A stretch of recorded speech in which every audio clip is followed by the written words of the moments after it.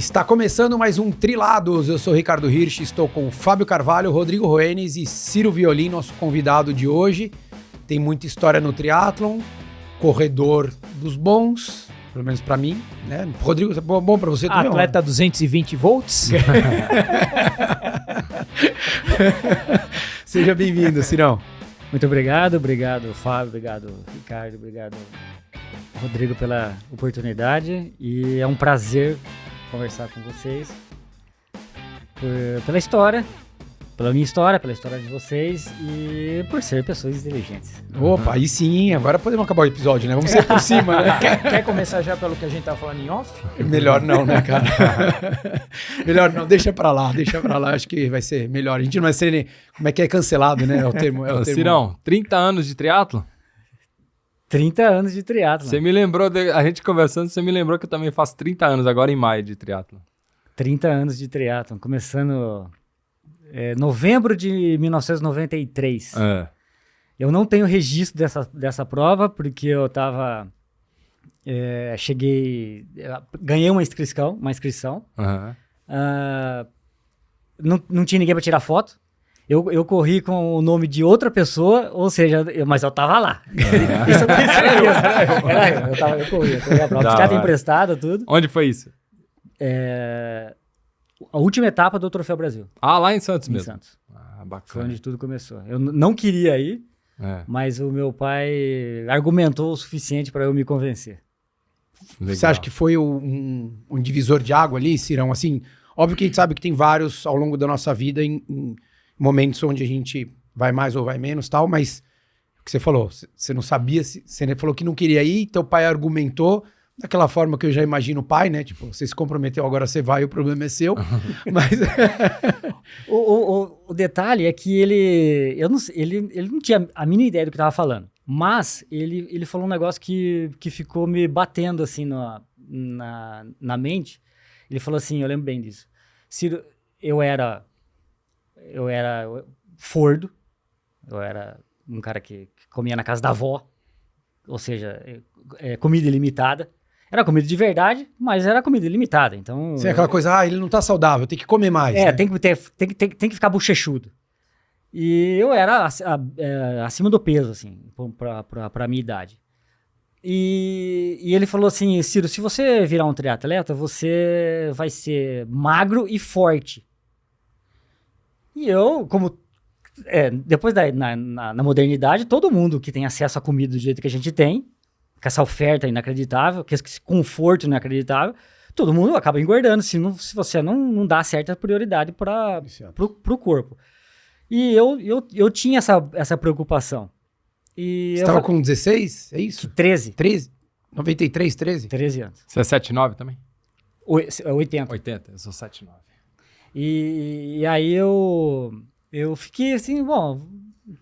Até a sexta-feira, porque a gente viajou no sábado, até a sexta-feira eu não tinha me convencido, mas aí eu fiquei lembrando disso e falei, bom, vamos lá então, vamos tentar esse negócio aí, não sabia nem falar o nome disso, né? E você já fazia uma das modalidades? Eu só nadava e pegava a bicicleta para ir pra natação, pra escola, pro dia a dia pro Kumon, eu lembro que fazia Kumon.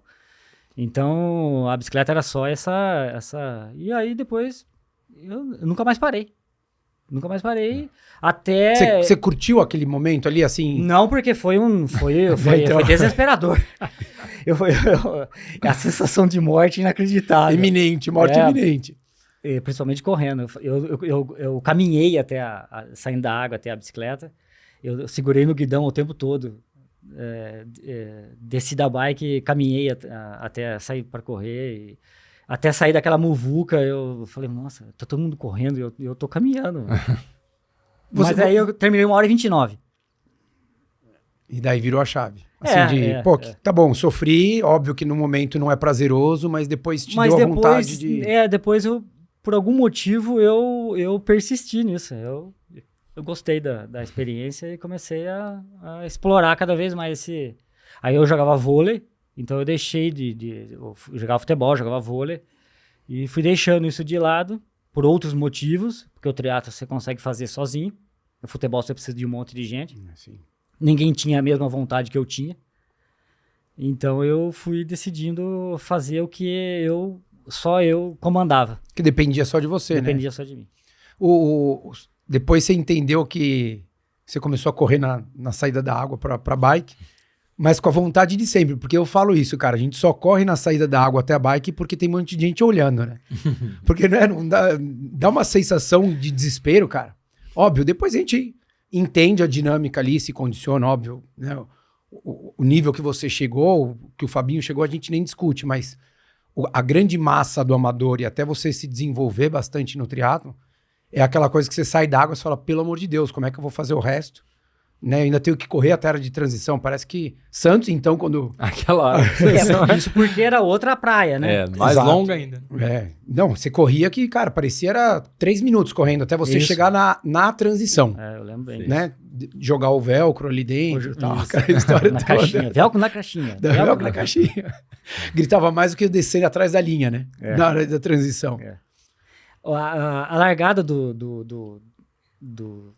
acho que o início da competição, acho que para todo mundo, para todo ser humano que inicia uma competição, a hora que ela tá aquela largada e tem uma buzina, um apito, sei lá, conta até 3 e vai, todo mundo sai muito desesperado. Acho que aquele pré-momento, antes de uma largada, todo mundo que tá ali tá porque decidiu estar ali. Essa é a primeira coisa. Segundo, que é uma batalha que a gente...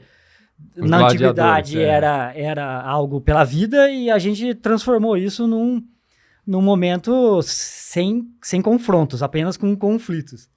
De vez em quando tem mas assim, e aí essa corrida até a água, você sobe o seu batimento. E aí na hora de entrar na água, você tem que... Você não consegue ficar naquele mesmo ritmo, senão você quer respirar a todo momento, porque na água, hora você tá com a cabeça dentro da água, hora você tem que estar para fora. Então descompensa e depois volta ao contrário, que é sair daquela posição horizontal, que é um meio que a gente não tá acostumado, por ser humano principalmente. E aí tem que voltar a correr.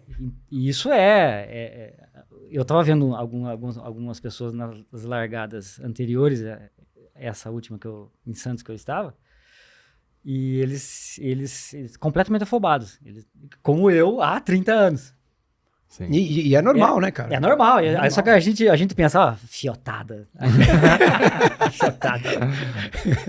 Eu já fui um desses. Eu falava, não sabia, tinha a mínima ideia do que eu tava fazendo. Não, e aquela que você entra, dá 3 braçadas e fala, o que eu tô fazendo aqui? Porque é o que você falou, né? Você entra com o coração a milhão, né? Na época, largava, sei lá, acho que 20 a 24, ou às vezes até tinha ali o pessoal das 18, né? Tinha um pessoal mais novo.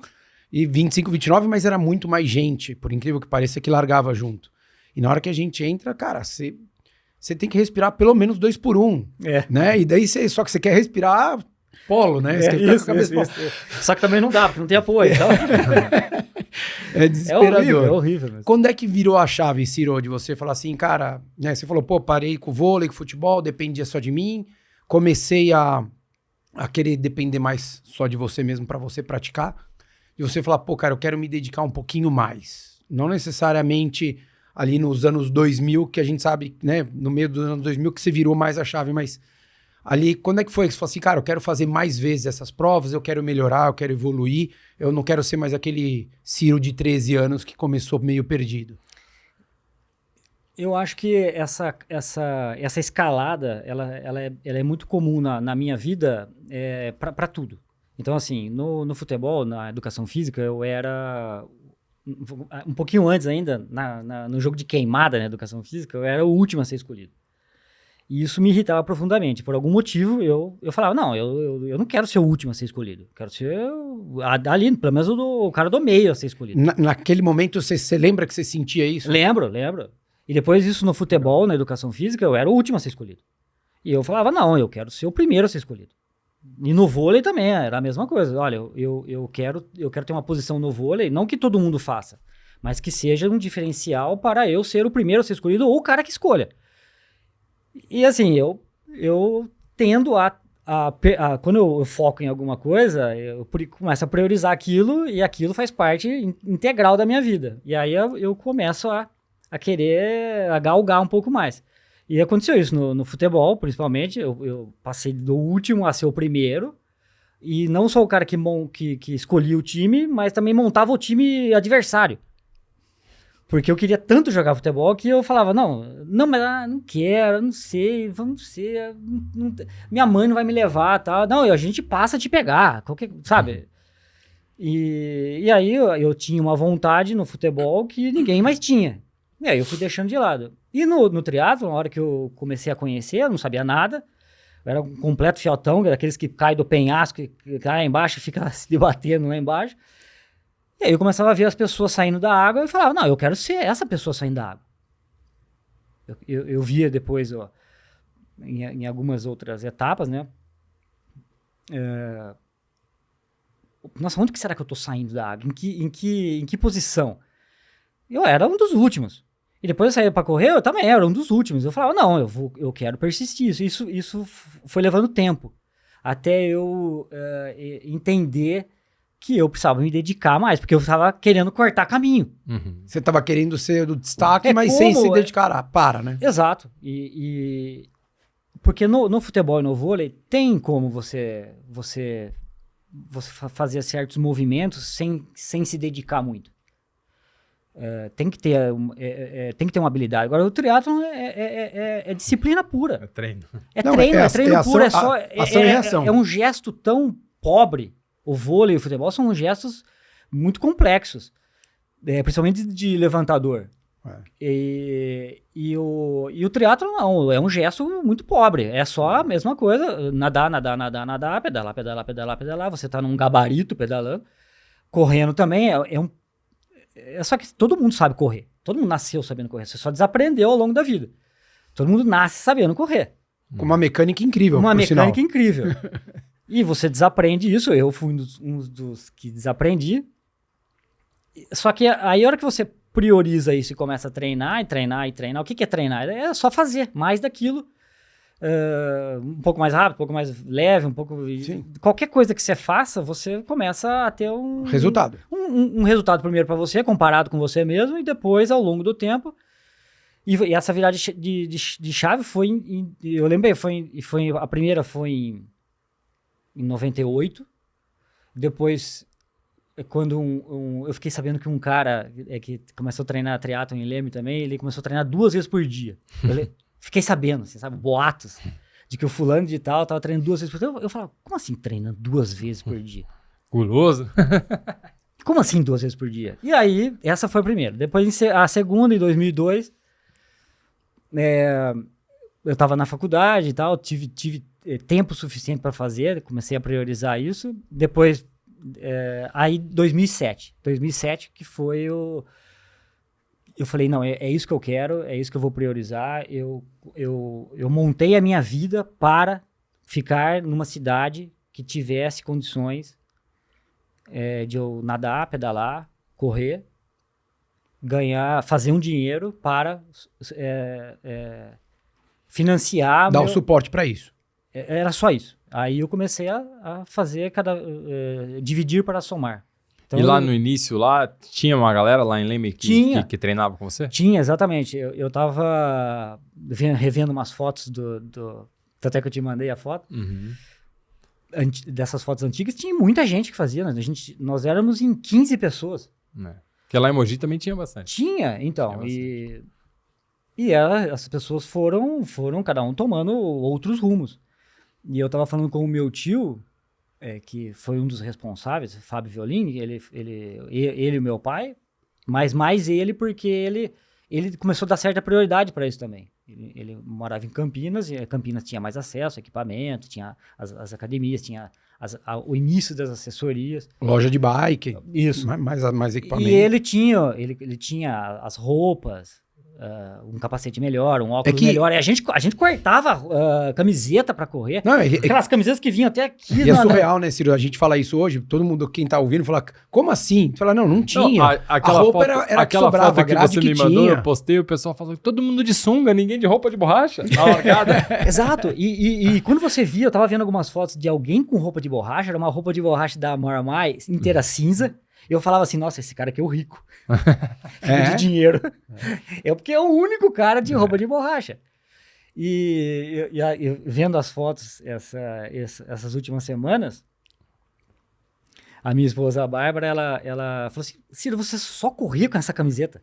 Era uma camiseta do Átomo, do Célio, 2 vezes não sei o quê, e era cortada. 3,23.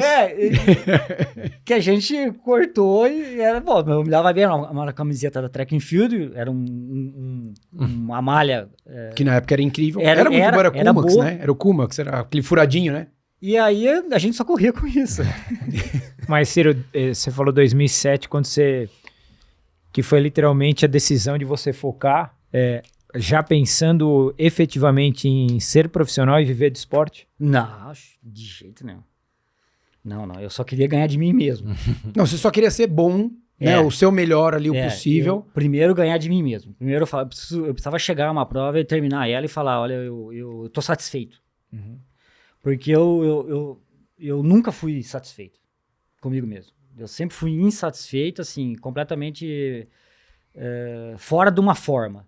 Então eu queria brigar comigo mesmo primeiro. Primeiro era... E eu nunca consegui fazer essa prova, sabe?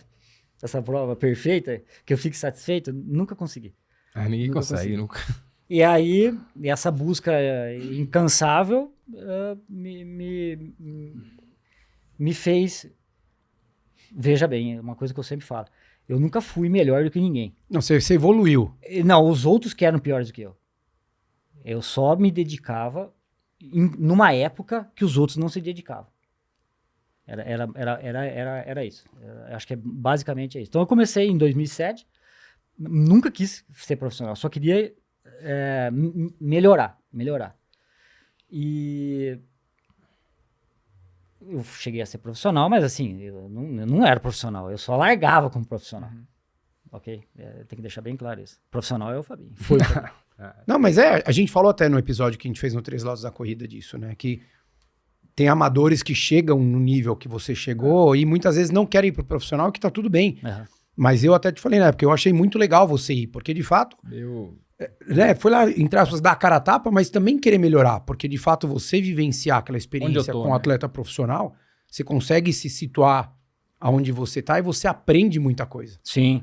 Porque o largar com o profissional, não adianta a gente pegar comparar, né? O Ciro fez 8 horas e pouco no Ironman e o Fabinho também. Não, mas peraí, ele largou com o profissional, você largou com o amador. A dinâmica dessa prova é outra competição, é totalmente diferente. Não é matemático, não é nem porque... é outra prova. Não, no mesmo dia. Os dois largaram no Ironman Brasil, o Fabinho fez 8 e pouco, você fez 8 e pouco, é outra prova, porque a dinâmica do profissional e do amador, ela é totalmente diferente. Né? Então eu achei muito legal isso daí. Eu acho que é legal você falar, porque todo mundo fala hoje, né, do Bellarmino, fala de um monte de gente que tá brilhando aí, e eu acho que cada um tem que ir na hora que tá afim. Eu, particularmente, acho que se você chegou num ponto que você tá fazendo num tempo, entre aspas, mais perto, eu acho que é legal como experiência pessoal você viver isso daí. Teve aluno meu que fez isso. Ele chegou a competir no profissional também e tomava 15 minutos no Olímpico. Mas ele vivia aquilo ali, ele largava com o Pro. Ele sentiu o que era você ter que nadar para 1,0, 200, 300 metros e falar, e agora? Agora sobrevive nos outros 1.200 aí. Ou largar em alguma prova, tipo Pirassununga, que larga todo mundo junto, que você consegue ter pelo menos algum contato, né? Exato.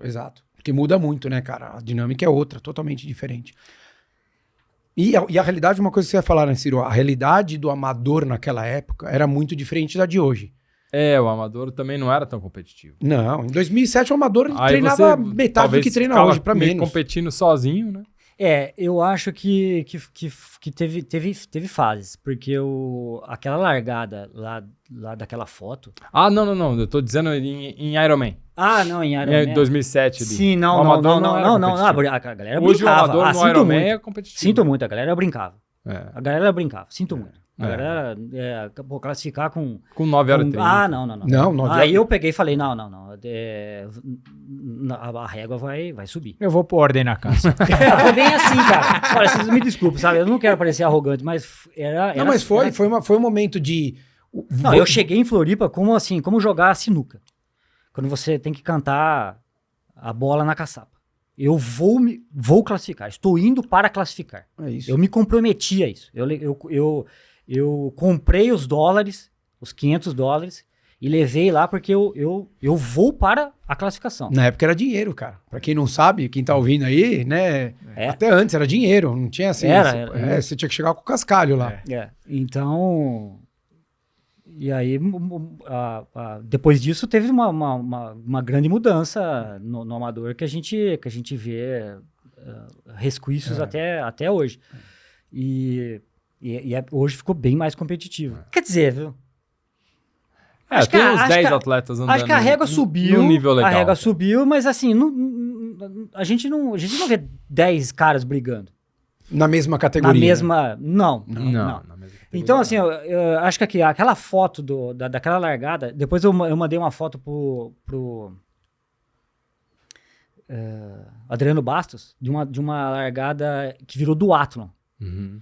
De algum dia em Santos, que virou duatlon. E aquela categoria 20-24 sempre foi uma... Não, era...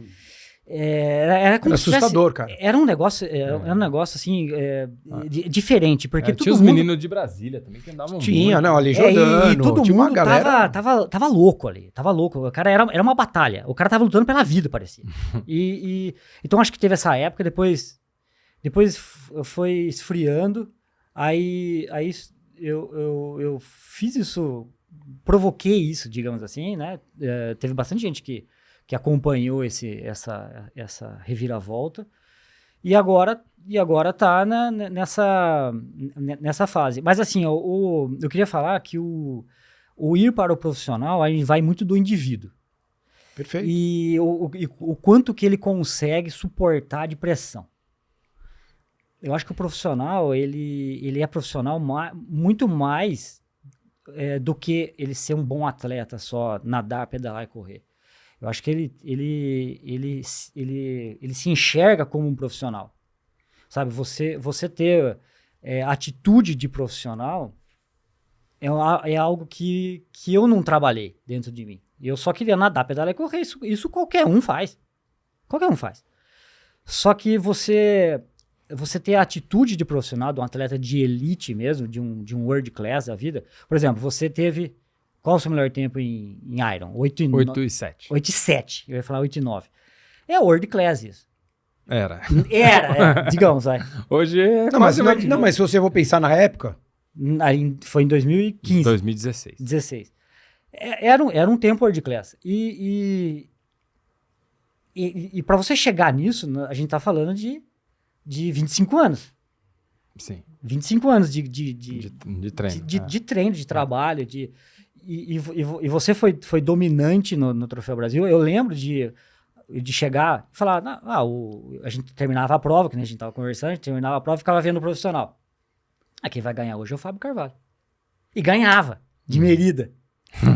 E ganhava, uma etapa atrás da outra. Assim. Então, você tinha essa postura que eu invejava, mas eu só invejava a parte atlética do negócio, e não de ação, de comportamento. Do comportamento. De tudo, né? Sabe? Profissionalismo em tudo. O profissionalismo em tudo, tanto mental quanto emocional. O físico é consequência disso. E eu não consegui suportar isso como profissional, tanto é que eu me deixei levar totalmente. Então isso não é ser profissional. O que aconteceu que você falou, que você deixou se levar? Só pra quem tá ouvindo... Não... Eu me perdi, porque eu tava naquela situação de eu quero melhorar, então eu sempre fui insatisfeito comigo mesmo, e a hora que eu migrei pro Pro, eu continuava insatisfeito. Só que é uma diferença muito grande de tudo, de todo o contexto que você está envolvido como profissional de um esporte. Eu não consegui, eu só queria nadar, pedalar e correr, e não é só isso, é muito mais do que isso. Eu nem sei explicar exatamente o que aconteceu, mas eu entrei numa tristeza profunda de não querer mais fazer. Porque eu tava fazendo e não melhorava. Não via melhor. Então eu simplesmente cedi pra mim mesmo, perdi pra mim mesmo, que é o que eu falo, e acabei abandonando. Eu não abandonei o treino, mas eu abandonei as provas. E falei, não quero mais ir, Eu não consigo. Você acha que não faltou, sou essa pessoa. Você acha que faltou... Às vezes a gente fala até de atleta profissional, né? Assim, que sei lá, já mais conhecido, não digo nacional, digo até mundial. E às vezes a gente vê que o cara, putz, ele precisava dessa prova e a gente vê que na hora que ele tem um resultado um pouco melhor, não necessariamente ganhou, mas ele passa a acreditar mais e a postura dele muda. Sim. Isso aí tá falando do triatlo, mas é em tudo. Às vezes é um piloto, às vezes é um jogador de futebol. Nossa, vai ver esse Max Newman agora, depois dessa vitória. Exatamente. Que o cara teve lá. É um cara que já ia bem, mas você vê que o cara conseguiu, ele destravou de alguma maneira. Seja porque todo mundo ficou falando só dos 3 famosos e não deram bola pra ele, mas acontece que no dia ele chegou lá, ele conseguiu encaixar tudo 100%, e agora, provavelmente, se ele não perder a cabeça, a postura dele e o que ele vai deixar na prova, o resultado que ele vai ter, vai ser num patamar acima. Porque, de fato, né, o Fabinho tá aqui até pra, de repente, me discordar, mas o atleta ele passa a entender e saber que ele é capaz de ir além. Você acha que faltou esse momento, Ciro, de você, de repente, numa prova de profissional, dar um salto e daí falar, pô, é aqui que foi minha melhora, e daí você acreditar e render? Ou você acha que você chegou no seu limite? Te fudi, né? Sim, mas tem uma explicação. Eu lembro do Craig Alexander falar que existem 10 ou 12 atletas que chegam todos os anos em Kona com capacidade de vencer a prova, mas 3 deles só sabem que podem. Eu nunca fui esse cara. Eu me colocava numa situação bem abaixo. Então eu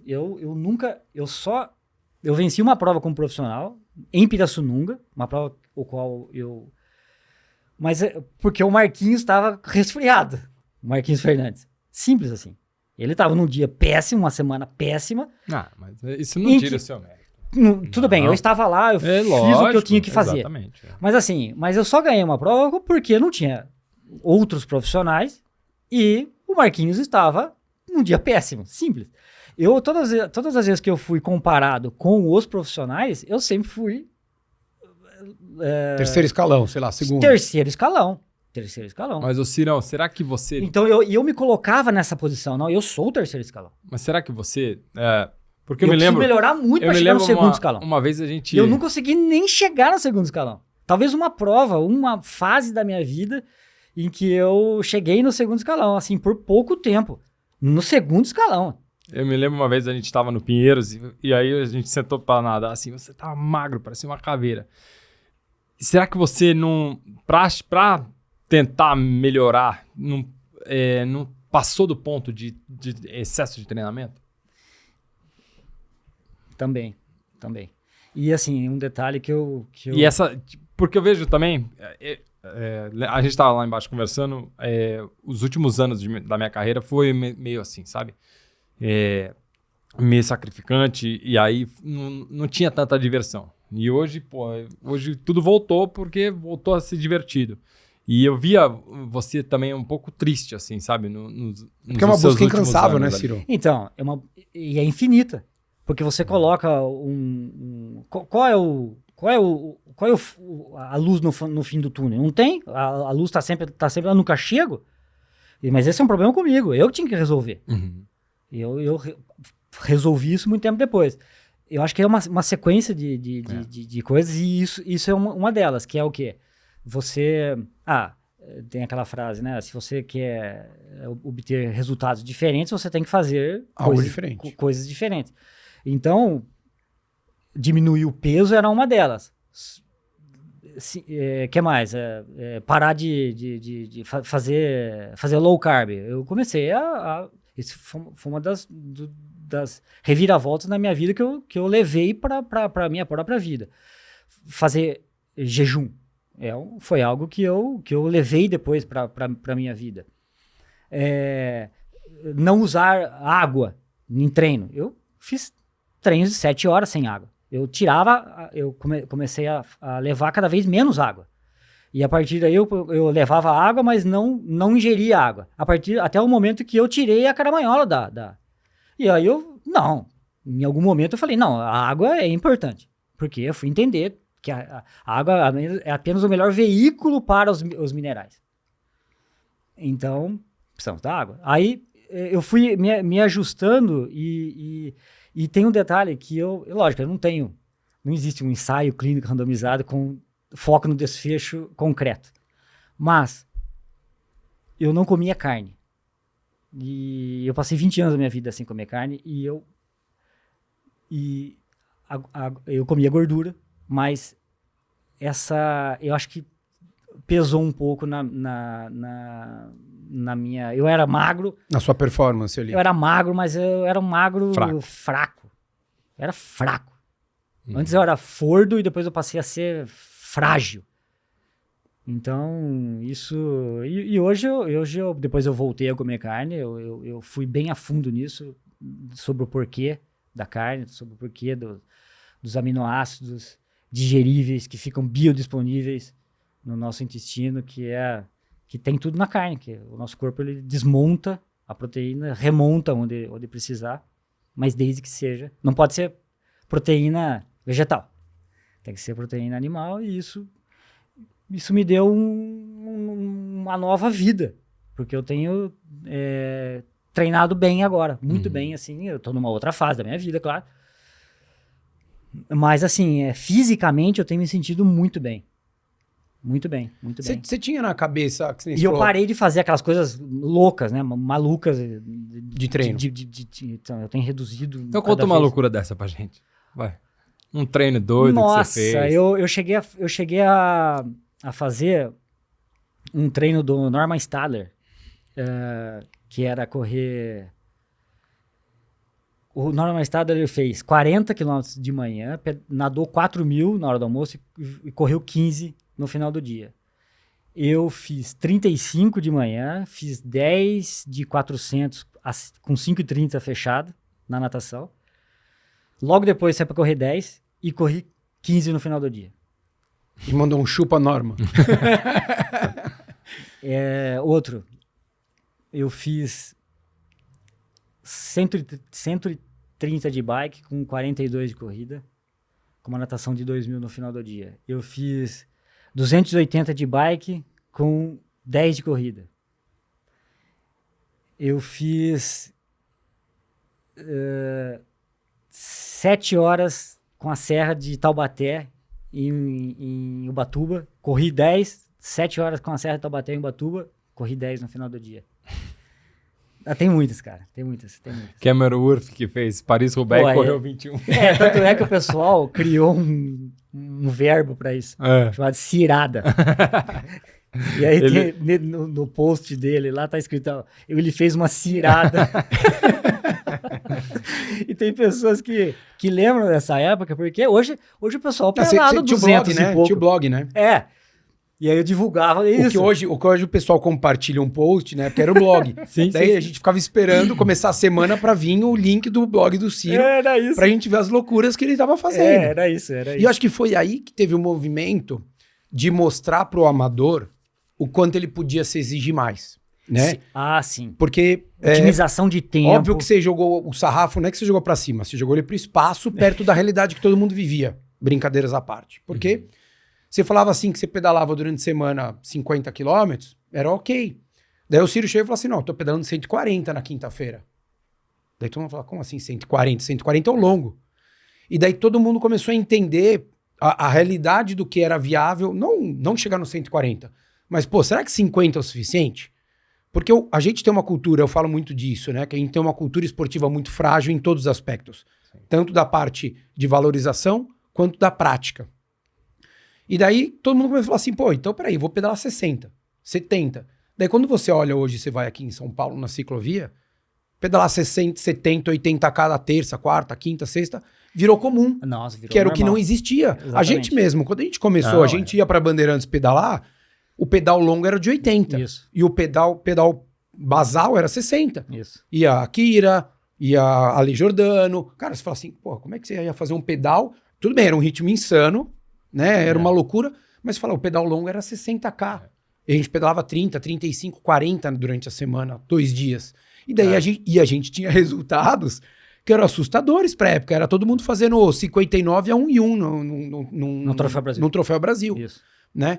E eu acho que então foi ali naquele momento do que o Ciro começou a convencer, pelo menos nós que já fazíamos, de opa, Dá pra treinar mais. vamos ir mais. E o meu 140 de quinta-feira, ele era dividido em 3. Cedo, na hora do almoço e à noite. final do dia. Então, eu não pedalava 140 de uma vez.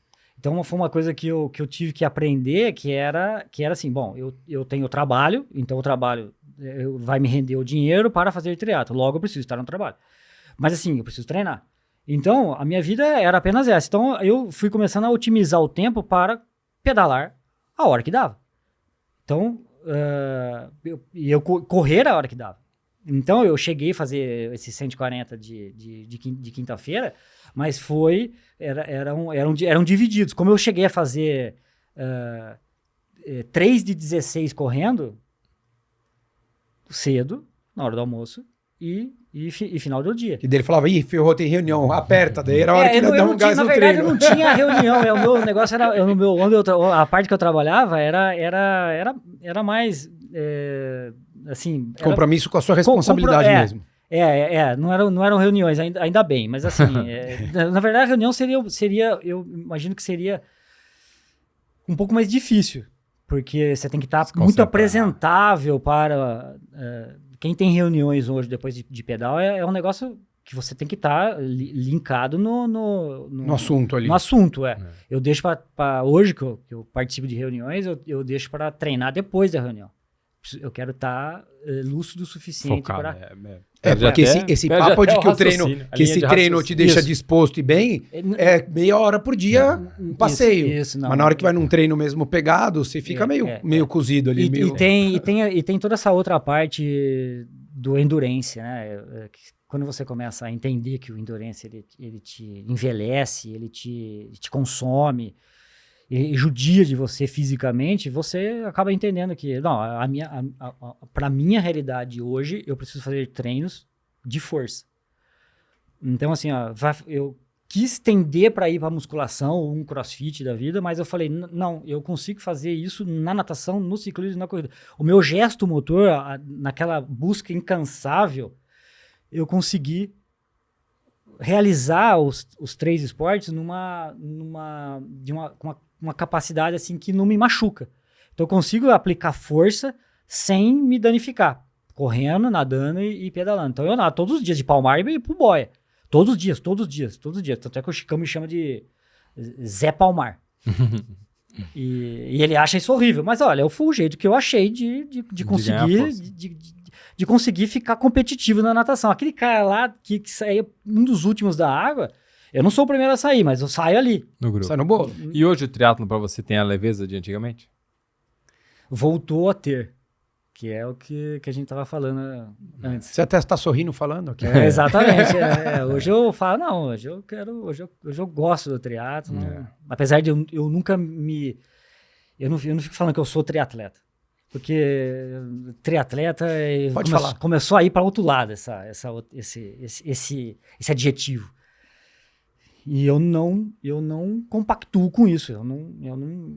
Tamo junto. Eu sou de uma geração do triatlo. Eu não sou romântico, mas por isso eu só não gosto. Não me chama de triatleta. Eu pratico o nada, pedala e corre. Que é diferente de nadar, pedalar e correr. Eu pratico o nada, pedala e corre. Mas eu não sou triatleta. Porque se triatleta é ser esse negócio aí que estão fazendo, eu não sou isso. Não sou isso daí. O que você acha que mudou, Ciro? Assim, cara, a minha descrição, por exemplo, no Twitter é um corredor que às vezes faz triatlo. Esse sou eu. E sempre fui. Desde que comecei também lá no Troféu Brasil, gritando pra virar duatlon e tal. Sempre foi. Óbvio, né? Quem é que vai pedir pra virar duatlon? Quem corre, né? Não quem nada não faz exatamente. Isso, né? Eu vi uma foto exatamente do pessoal, a sequência de fotos da largada do duatlon, e tem um pessoal comemorando. É isso, né? A gente, e um deles com certeza devia ser eu. Mas assim, eu acho o triatlon incrível, cara. Acho mesmo. Acho que eu acho que é mais incrível a prova do que a rotina. Eu gosto muito da rotina. Na corrida eu amo a rotina e tanto faz pra mim ter a prova. E o triatlon, você falasse pra mim, você aperta um botão, você vai ter o que você quiser na vida. Eu acho que, óbvio, né, ligado ao esporte, eu ia falar isso, que eu esteja preparado sempre pra fazer um Ironman. Era isso que eu vou querer. Pra eu poder estar naquele dia, porque eu acho que é um momento, cara, único, assim, de você com você mesmo, de você fazer aquilo que você gosta, independente de odiar nadar, mas aquele dia ali, tanto que eu odeio nadar e eu queria fazer triatlon porque eu gosto daquilo. E eu vejo que mudou muito. O público mudou, e não é melhor ou pior. Por isso que eu te falei, o que você vê que você fala assim, cara, eu não quero ser isso, eu não quero... E sem crítica, porque Olha, somos da década de 70, 80 ali. Eu assim, a crítica, ela ocorre. Se você quer usar ela pro lado bom ou pro lado ruim, aí é um problema seu. Eu não controlo isso em você. Então, assim, eu preciso fazer a crítica porque eu preciso me posicionar de um lado. Eu nunca fico em cima do muro, sempre de um dos lados. Eu troco de lado porque eu não tenho dissonância cognitiva no nível hard. Eu tenho certa dissonância cognitiva, que é algo que eu acredito muito, então ainda eu permaneço. Mas desde que me prove ao contrário, eu me convença daquilo, eu mudo do lado do muro. Mas assim, então eu faço a crítica, sim. Tá?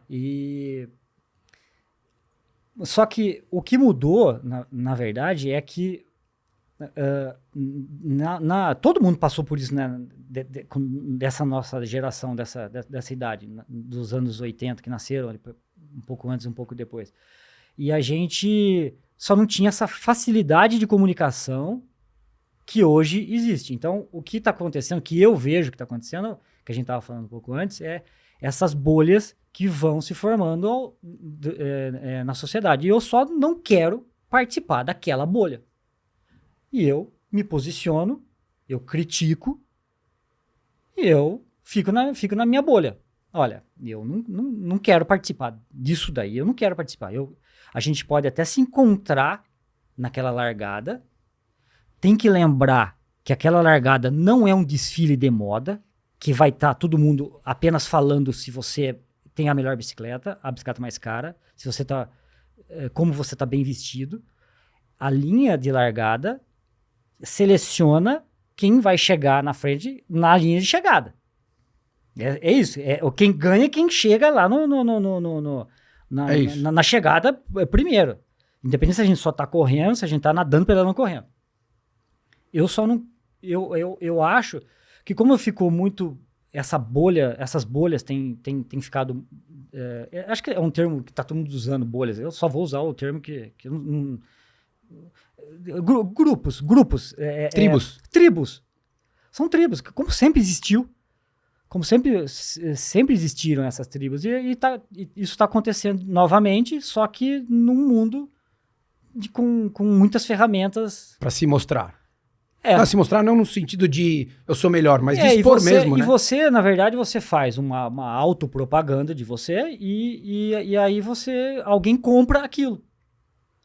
É simples. Eu só decido não comprar só. Sabe uma coisa que me incomoda um pouco? De algumas coisas, eu compro de vocês. Eu escuto, eu sou assíduo. Meu irmão é assíduo, escuta todos. Do Michel, a mesma coisa. Eu compro. E cabe a mim não comprar de fulano, ciclano. Sim, exato. O mundo tá aí para isso. A gente tem eu acho que é voluntário. O livre-arbítrio, tem que ser voluntário. Exato. Mas eu acho que uma coisa que me incomoda um pouco, porque eu acho que tudo evolui, né? Então a gente evolui o treinamento, evolui, querendo ou não, hoje... Eu acho que a palavra seria mudança. É? Mudança. Porque evoluir, você pode evoluir para óbito. Sim. Tivemos mudanças. E daí cada um tende a olhar para ver se é positiva ou negativa para ele. Uma mudança que para mim eu acho ruim é o fato das pessoas não terem mais uma ligação. Então, por exemplo, você treinou com o Trilopes, o Akira a vida inteira treinou com o Butenas, eu comecei a treinar na época com o Marcos Paulo, tinha o pessoal que treinava na base aérea, né? Cara, mas no final das contas, a gente tinha o domingo, por exemplo, cara, todo mundo ia no rodízio de pizza junto. A gente ia treinar junto, tá tudo certo.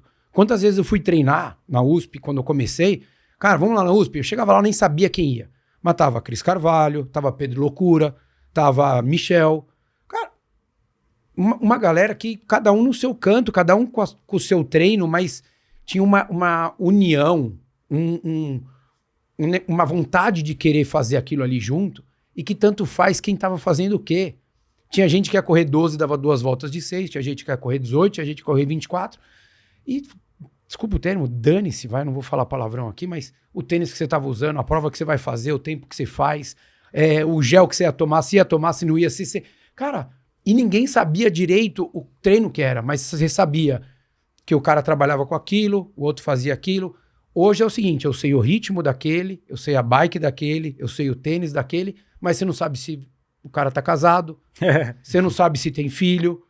Daí você fala assim, eu acho que é isso que pra mim hoje eu sinto, eu acho que é uma pena. Só não existe mais rede social, Ri, pra voltar essa condição. Não, então, mas é que eu acho que a coisa é verdadeira e essa coisa de time, sabe? Então mas isso não volta mais. É uma pena. Não volta Você mais. olha, eu falo porque assim, eu vou no Ibirapuera, ontem eu até postei um vídeo lá eu correndo. Grupo, então, né? não tinha ninguém. Sabe o que acontece, Ciro? Você passa lá, eu sou o estranho que vou dando um bom dia pra todo mundo. E daí você vê as mesmas pessoas 3 vezes na semana, você vê mais do que amigo seu. Amigo mesmo, amigo irmão, padrinho de casamento do Fabinho. Quantas vezes você vê no ano? Uma vez no máximo. E daí ele vai treinar e ele encontra a mesma pessoa 3 vezes na semana. E essas pessoas não se cumprimentam. Não faz parte da bolha. Mas... Só que essa Então, bolha, veja, é o que você... isso que eu sinto, entendeu? O que você detalhou aí, o que acontecia, era porque precisava de um local físico para se reunir. E hoje essas pessoas estão reunidas de forma virtual. E para o cérebro humano, ele não consegue distinguir realidade do virtual. Só que você tem essa memória, esse romantismo para falar sobre isso, porque digamos, a experiência da realidade, ela invoca alguns hormônios que geram esse prazer em você. Que geravam esse prazer lá e fazem com que você relembre disso. E as pessoas hoje não têm isso, porque elas nem precisam mais estar fisicamente. Não. Elas não precisam mais estar fisicamente. Mas ela sabe a bike que o outro tem, o tênis que o outro tem, porque tá postado lá. E o cara, às vezes, ele... Deixa eu lembrar. Eu não lembro exatamente qual tênis que ele tem, mas ele entra na página do cara e tem lá o tênis que ele tem. Ele corre de tal. Ele tá de frente pra você, ele não pergunta pra você. Que é o que você tá falando. Você vê o cara 3 vezes, mas não se cumprimenta, porque não faz parte da bolha. Isso é terrível. Só que é o comportamento do ser humano. Eu tô falando algo aqui que só tá acontecendo, só tô relatando, certo? Sim. Que não volta mais. Não volta mais. Infelizmente. Eu sei. Óbvio, é um saudosismo nosso, né, cara? A gente, pô, quando a gente chegava na competição e falava, nossa, olha, o cara trocou de bike, daí que você ia saber, né? Que, pô, alguém chegou com roda de competição. Roda de competição não existia. Nossa, isso era mais escasso do que roupa de borracha. Com certeza. Né? Você ia falar, olha o cara com aquela 3-spoke. 3-spoke, então, era um negócio que você falava, cara. Era praticamente o cara era atleta olímpico que aterrissou ali aquele equipamento, né? Então, mas pensa bem, só que de qualquer forma, ainda tem uma largada. Sim, uma total. chegada. A gente Não dá pra fugir. Por isso que o esporte é tão democrático. Isso. O cara pode ser mais rico do maravilha. mundo. Não adianta. O cara pode ser o cara mais rico do mundo. Não tá tem igual, como. tá Ele não vai igual, ganhar. Ele não consegue comprar 8 horas e 7. Eu vou naquela prateleira lá e comprar 8 horas e 7. Uma vez Não consegue, amigão. Você não consegue comprar. O Nem no Campeonato Mundial você não consegue falou, comprar. Cara, tipo, ninguém... O pessoal fica falando de Iron Man, isso aqui. Cara, mas daí, na época a gente dando tiro no Pinheiros lá, aí ele falou, cara, esse cara dando tiro pra abaixo de 3 por quilômetro e o pessoal falando de Iron Man, aí fazendo pra 10 horas. Cara, isso aqui, você pode treinar a vida toda, cara. Entendeu? Não vai trazer nada, nada consegue pegar isso daí, né? Trazer, comprar, enfim, trazer pra vida. Você consegue priorizar aquilo e 15 anos depois você é provável que você esteja mais perto daquilo ou não. Tudo depende da sua prioridade. Toda prioridade que você dá na sua vida tem um custo. Agora, desculpa é de graça. Essa foi top. Essa vai como título. Essa vai... mas é isso mesmo, cara. É uma pena, mas enfim, eu acho que o esporte ganharia, se alguém dessa nova geração aí estiver ouvindo, eu acho que o esporte ganharia como divulgação, como propulsão, como fomento, como tudo, se as pessoas fossem mais próximas. Não tô dizendo que tem que ser comer pizza todo mundo junto, mas eu acho que tirasse essa coisa muito do ego, do eu, a minha prova, o meu treino, a minha potência, e fosse uma coisa mais compartilhada, de coração mesmo. Porque eu acho que isso daí reverbera e contagia muito mais do que só a foto que é colocada ali no Instagram, assim, entendeu? Eu acho que a gente vive em uma sociedade, cada vez tem mais gente vivendo junto, e a gente tem que, nós todos somos humanos, e nós temos que aprender a conviver. Então, mesmo que existam bolhas diferentes, nós temos que aprender a conviver sem conflito e sem confronto, principalmente. Eu acho que eu não sei qual vai ser a fórmula para isso acontecer. Não tem. Mas assim, esse é o norte. O norte. Nós temos que... Precisa comer pizza com todo mundo? De jeito nenhum, mesmo porque eu não vou comer pizza. Eu não como mais pizza. Eu era o cara da pizza. Entendeu? Por isso que eu era fordo. Por isso que eu era inflamado. Eu não como mais pizza. Logo, não me convide para ir numa pizza. Mas se vocês quiserem estarem presentes em algumas outras situações, pô, deixa eu sugerir alguma outra coisa, então. Certo?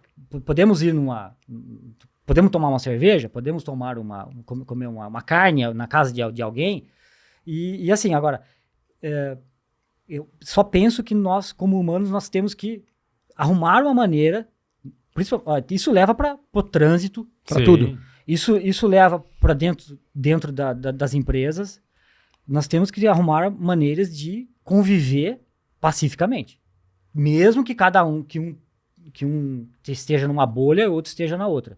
Em alguns momentos a gente vai se encontrar no supermercado, num restaurante, porque lá no supermercado tem ambas as coisas que os dois compram e a gente tem que conviver. E essa convivência tem que ser, assim, de um ser humano consciente, com o próprio corpo, com o outro, até onde ele pode ir nas ações dele, que não deve infringir o outro, e assim por diante. Acho que isso são leis naturais, né? São axiomas. Hoje, Ciro, você acompanha o triatlon profissional mais de perto? Ou longa distância, ou circuito mundial? Eu até quis parar de consumir triatlon, mas era algo um pouco mais... um pouco maior do que eu fui capaz. E como você tem essas ferramentas que são um Instagram da vida, ou um tracker... Eu acabo sim acompanhando. Assim, mas passou o bode. Um delay. Aquele momento passou. Passou, não. Eu consumo hoje, assim, relativamente média, assim, uma quantidade média. Eu fico sabendo com delay, mas fico sabendo. E o que você acha da nova realidade de performance que a gente assiste hoje, que é o que o Fabinho falou? 8:7 na época que ele fez, foi acho que o comecinho da virada de começar a mudar, e hoje a gente vê aí que para você ganhar um Ironman é 7h40, vai. Vamos colocar no número, se tem que colocar algum número fixo, é mais ou menos isso aí. Ou pra você estar entre os top 5 ali, você tem que fazer abaixo das 8 com certeza. Como é que você vê essa realidade hoje, Ciro?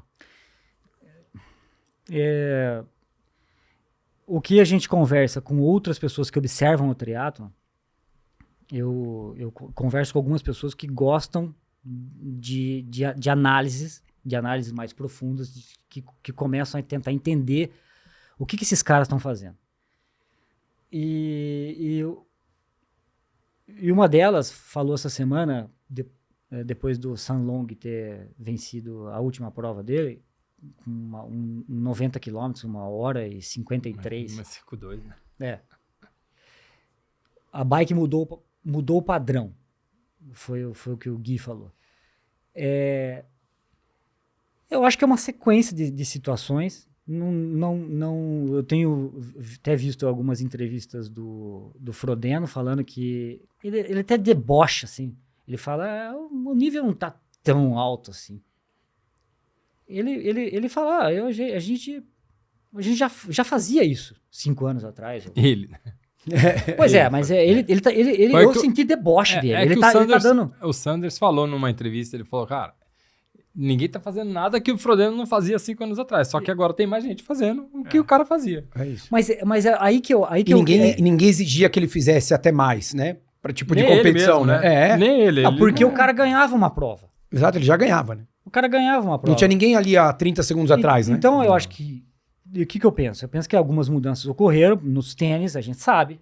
Sim. Que o tênis te dá uma propulsão que te livra de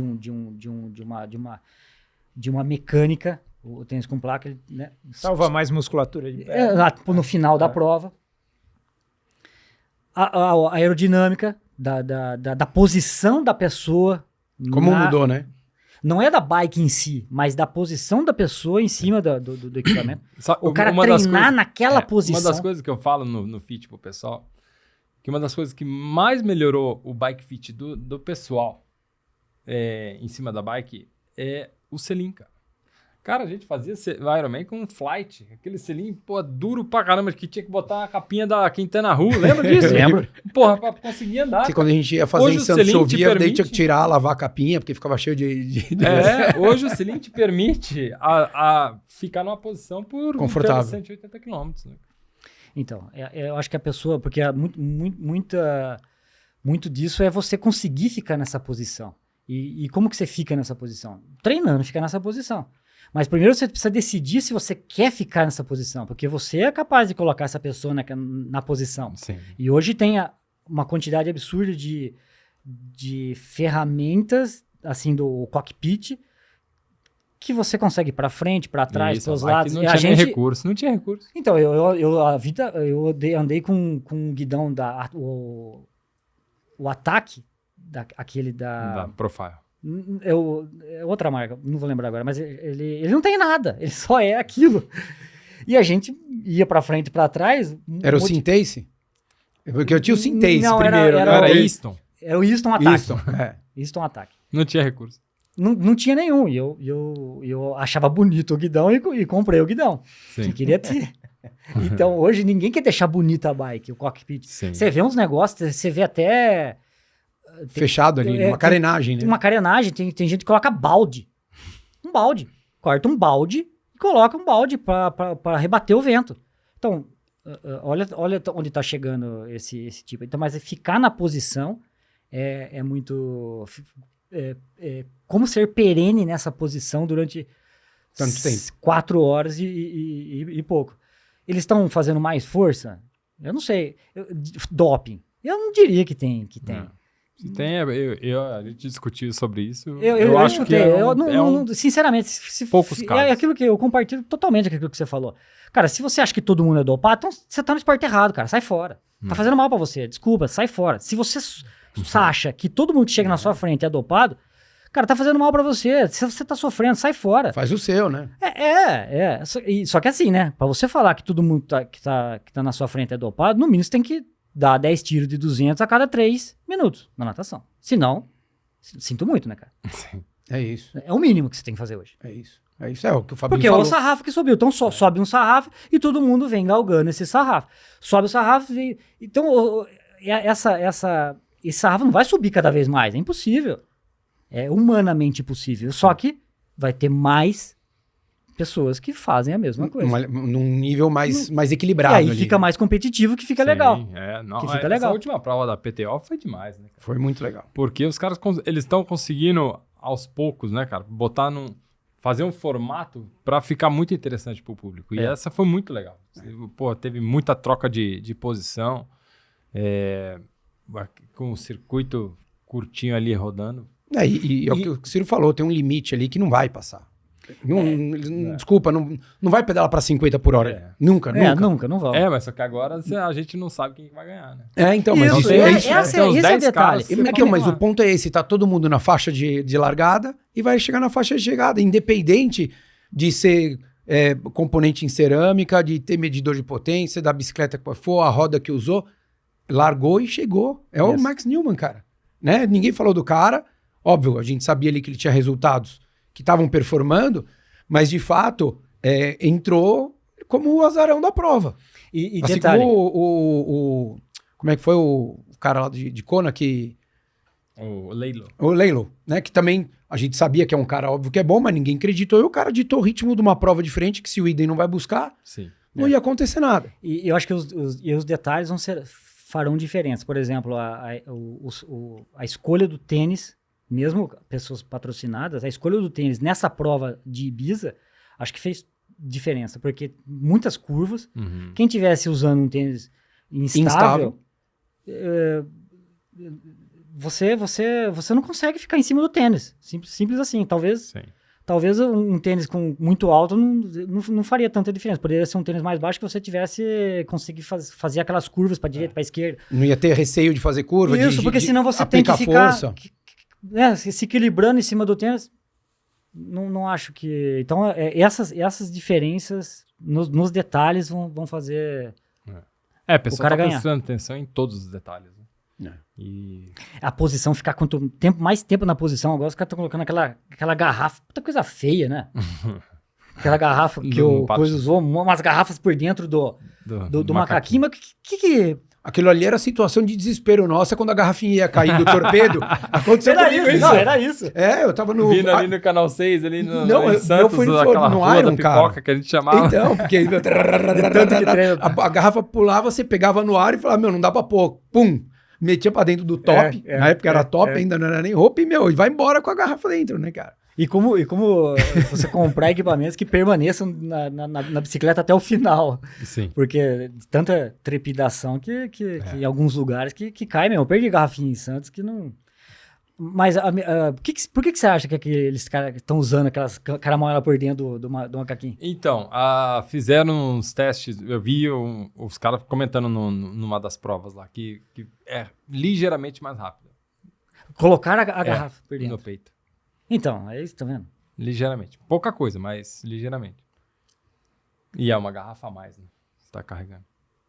Na hora que você precisa ali, você tem uma água, tem um suplemento, enfim, tem alguma coisa que o cara o cara, pelo menos, não precisa mais pegar, né? O Gustavo Idem, sai da posição, levanta. Sai da posição. Então, em Kona, ele comentou que ele tinha essa garrafa na transição. E aí ele tomou rapidinho na transição, ele não tinha onde colocar e colocou aqui. Ele falou, cara, e a gente testou no túnel de vento, não sei o quê, ela era ligeiramente mais rápida e ela ficou lá o pedal todo. Ele não falou que não pensou nisso, mas ele não tinha onde colocar a garrafa e ele acabou colocando no peito. E aí começou o pessoal todo a usar, né? O ser humano, essa hora, eu amo e odeio a humanidade na mesma intensidade. Mas nessa hora eu adoro, porque assim, você não precisa inventar nada, apenas copia. Copia e melhora. Porque não tem muito mais o que inventar, acho. Isso vai, nada se cria, tudo se copia, né? Isso. Você vai, fiz isso, vamos fazer mais ou menos parecido, não vai fica indo, tentando mirabolando ideias, apenas vê um nicho que tá vendendo alguma coisa, tem fila lá, então é lá que eu quero, copia aquela empresa lá. Copia aquele produto. Cirão, peraí, você correu com placa de carbono no Troféu Brasil? Corri. Não, agora... Que bike você tá hoje, Cirão? Eu tô com uma Quintana Roo. Kestrel? Não, vendi todas aquelas. Eu tô com uma Quintana Roo que eu ganhei de um antigo patrocinador. É uma PR6 de 2014. E o meu cockpit é com um cano de inox cortado no meio. Que é o pad agora. E a ponta do guidão também é de inox. Tudo parafusado. Eu quero fazer o Troféu Brasil esse ano só com as coisas que eu tenho. Sem precisar comprar nada. Legal.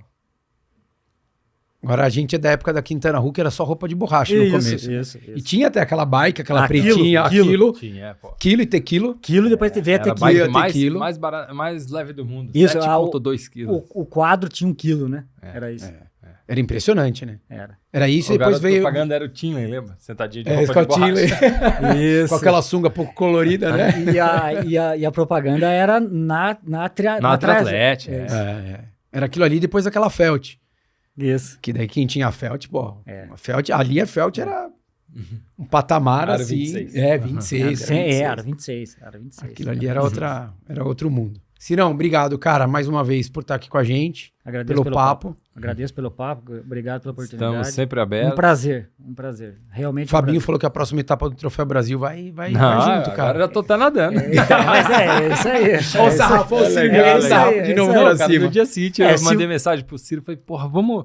Que eu acho que tem muito pouca prova no Brasil, sabe, cara? Eu falei, cara, vamos fazer uns rachão lá no Riacho, brincar lá, cara, porque, pô, se tivesse uma prova por mês, a gente tava se divertindo. Rachão sub-8.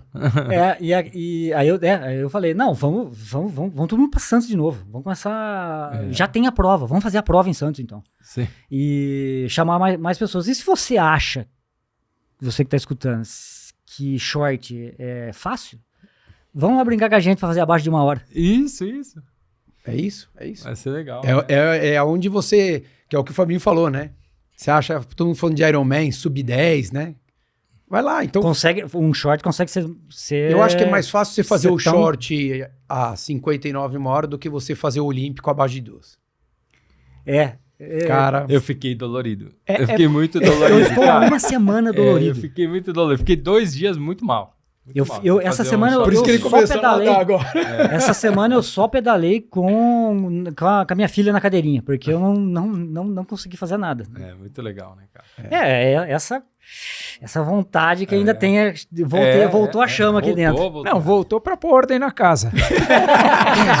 Mas é muito legal, né? Show de bola. É isso aí, turma. Valeu, obrigado, Ciro. Valeu, Fabinho. Valeu, Rô. Espero que vocês tenham gostado. Muita coisa bacana. Um pouco de saudosismo nosso, mas enfim, tudo em prol do amor aí ao esporte que a gente tanto gosta. Valeu, um abraço.